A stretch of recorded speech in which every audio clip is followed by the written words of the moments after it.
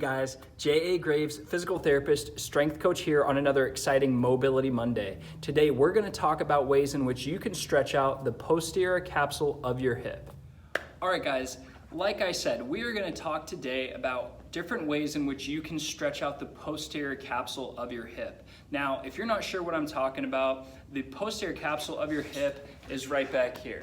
Okay, so you got your glutes, and then underneath that you've got the capsule. And what that is that's the structure of the joint which limits movement and also keeps the ball inside of the socket. Okay, so a lot of the times if you have hip pain or just through habitual activities, one of your hips can become stiffer than the other. Sometimes both can be stiff, but a lot of the times we see this stiffness in the posterior capsule of the hip. So you might notice this in a squat, you might notice this in a lunge, where you can't quite get back into that hip on one side as maybe you can on the other. You might also find that you have limitations in what we call hip internal rotation, and that's this movement here.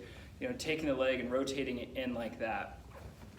So if you have limitations in hip flexion or hip internal rotation, or you feel like you can't quite get into the depth of a squat that you want to get into, this can be a great exercise for you. Now, if you have a lot of pain on the front side of your hip, be very careful with this because sometimes it can become worse. But in other instances, people don't even notice it. We're going to show you how to do this stretch right now.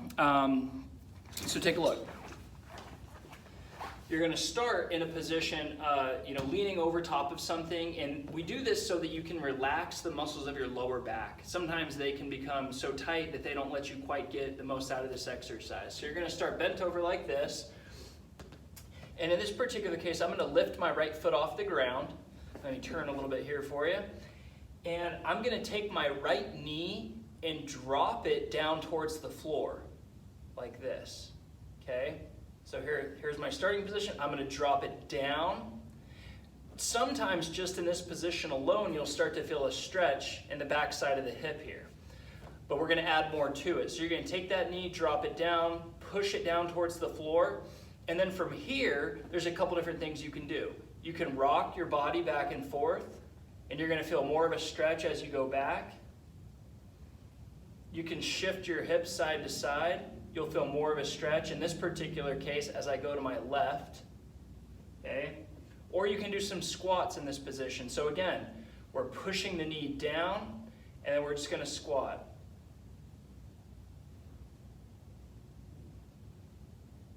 Okay?